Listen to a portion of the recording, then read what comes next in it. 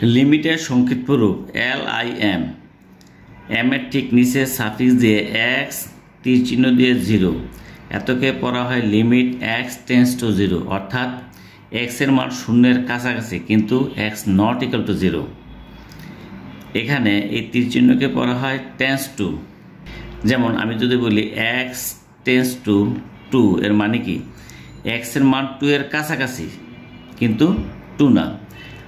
আবার যদি বলে এক্স টেন্স টু 5, এর মানে কি এক্স এর মান 5 এর খুব কাছাকাছি।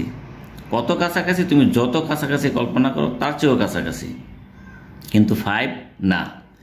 তাহলে আমি যে বললাম এক্স টেন্স টু 0, মানে এক্স এর সীমা শূন্যের কাছাকাছি। আমরা জানি সবাই cos 0 ডিগ্রি মানে কি 1। এখন যদি আমরা কাছাকাছি একটা মান বসাই, যেমন cos 0.0001 ডিগ্রি, তাহলে ক্যালকুলেটর চাপ দিয়ে দেখো এর মান কত, সে 1ই আসে।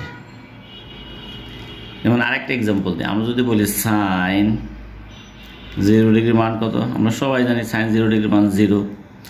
এখন যদি আমরা সাইন 0 কাছাকাছি বসাই 0.123, 3টা 0, হ্যাঁ, পরে 1 ডিগ্রি, তাহলে এর মান কত আসে দেখো 0.00005, 5টা 0 দিবা, তারপরে 1 7 ধরো 4 5 3 3 আসে, এরকম আসে। তাহলে তুমি বলো একটা জিনিসের মান যদি হয় 0.5টা 0 দিতে হয় তারপরে 1, তার মানে এই মানটি কি 0-র কাছাকাছি না? তো আমরা লিখতে পারি এটা 0-র কাছাকাছি।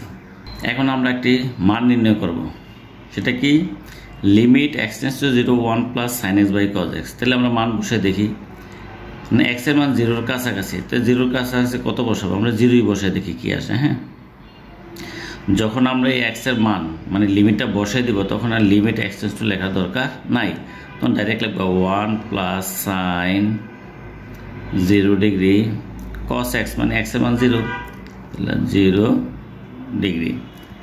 আমরা কি জানি cos 0 মানে কি 1 আর sin 0 মানে 0, তাহলে 1/1 এর মান কি হতে পারে, 1 হতে পারে, এটা অ্যান্সার।